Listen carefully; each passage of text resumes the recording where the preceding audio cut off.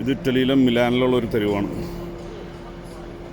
Milan എന്ന് പറഞ്ഞാൽ ഇറ്റലിയുടെ വടക്കറ്റത്താണ്, ഏകദേശം സ്വിറ്റ്സർലൻഡിനോടൊക്കെ ഏകദേശം അടുത്താവും.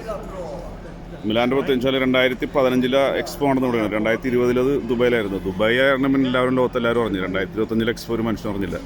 ഇവിടുത്തെ പ്രത്യേകത എന്താണെന്ന് വെച്ചാൽ ഇവിടുത്തെ ഒരു ഏറ്റവും വലിയൊരു സംഭവമാണ് ഈ കാണുന്ന കത്തീഡ്രൽ. ലോകത്തെ ഏറ്റവും വലിയ മൂന്നാമത്തെ വലിയ പള്ളിയാണിത്. ഏകദേശം 40,000 പേർക്ക് ഉൾക്കൊള്ളാവുന്നത്. 1386 പണി തുടങ്ങിയാണ്. ഇപ്പോഴും ചെറിയ മെയിൻ്റനൻസൊക്കെ കണക്കുണ്ട്.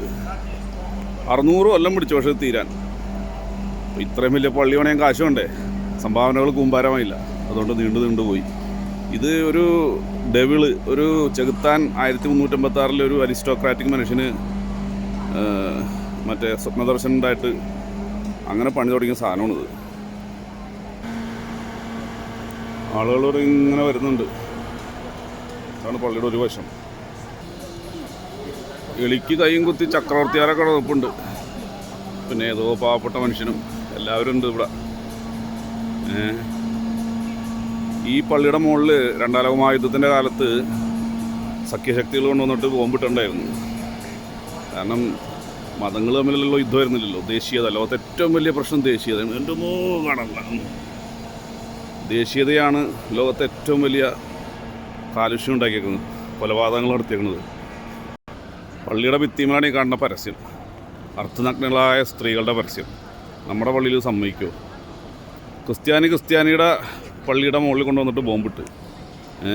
ഈ പള്ളിയൊക്കെ ശരിക്കും പറഞ്ഞാൽ ബോംബിടാങ്ങാന്ന് വെച്ചാൽ ഇതൊക്കെ ഇവരുടെ ആഡംബരത്തിൻ്റെയും ഗർവിൻ്റെയും ചിഹ്നങ്ങളാണല്ലോ. അതിൻ്റെ മണ്ടയെ കൊണ്ടുവന്ന് ബോംബിടും. ലോകത്തെ ഏറ്റവും വലിയ church saint Peter's basilica Vatican സിറ്റിയിലുള്ള പോപ്പിൻ്റെതാണ്. രണ്ടാമത്തത് ബ്രസീലിലാണ്. ഇത് പണിയുന്ന സമയത്ത് ഇതായിരുന്നു. സെൻറ്റ് പീറ്റേഴ്സ് ബസലിക്ക ഇത് കഴിഞ്ഞിട്ട് പണിതാണ്.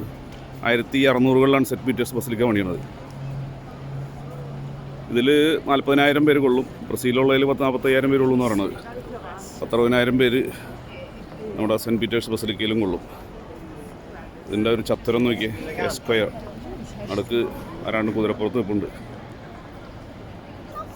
തുർക്കിയിലെ ഹയാ സോഫിയ പള്ളിയാക്കുന്ന സമയത്ത് ഒരു ഇറ്റാലിയൻ എഴുത്തുകാരി അലി ശരീഅത്തിയുടെ ഇത് വെച്ചിട്ട് ചില സംഗതികൾ പറഞ്ഞിരുന്നു.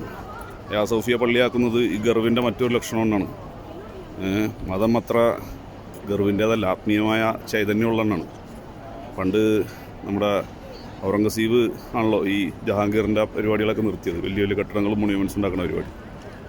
ആരാധനാലയങ്ങൾ പലപ്പോഴും ഈ ആത്മീയ കേന്ദ്രങ്ങളല്ല, ഗർവിൻ്റെ കേന്ദ്രങ്ങളും ഗർവിൻ്റെ സിമ്പിളുകളുമാണ്. അതുകൊണ്ടാണ് തഞ്ചാവൂർ ക്ഷേത്രം ഉണ്ടാക്കിയത് രാജരാജ ചോളരാണ്. മൂപ്പലാൻ അത് കംപ്ലീറ്റ് ആക്കണതിന് മുമ്പ് മരിച്ചു. മൂപ്പരുടെ മോൻ രാജേന്ദ്ര ചോളർ വേറെ സാധനം ഉണ്ടാക്കിയത്, കാരണം മൂപ്പരുടെ ഇതിനു വേണ്ടി. ഈ വലിയ വലിയ പിരമിഡുകളും വലിയ വലിയ മോണ്യുമെൻറ്റ്സൊക്കെ ഉണ്ടാക്കുന്നതിൻ്റെ പിന്നിലുള്ള മനുഷ്യവിരുദ്ധതയെക്കുറിച്ച് നമ്മുടെ പരാന്നഭോജികൾ എന്ന് പറഞ്ഞിട്ടൊരു പുസ്തകമുണ്ടല്ലോ, ബെനിൻ പരേരം ജെറമി സീബ്രൂക്കും കൂടി എഴുതിയത്. അതിൽ നല്ല വിശദമായിട്ട് എഴുതുന്നത് ജാംഷഡ്പൂർ ടാറ്റ തുടങ്ങി പിരമിഡുകളുണ്ടാക്കിയ, താജ്മഹൽ ഉണ്ടാക്കിയ അതിൻ്റെ പിന്നിലുള്ള മാനവിക വിരുദ്ധതയും അടിമത്തമൊക്കെ.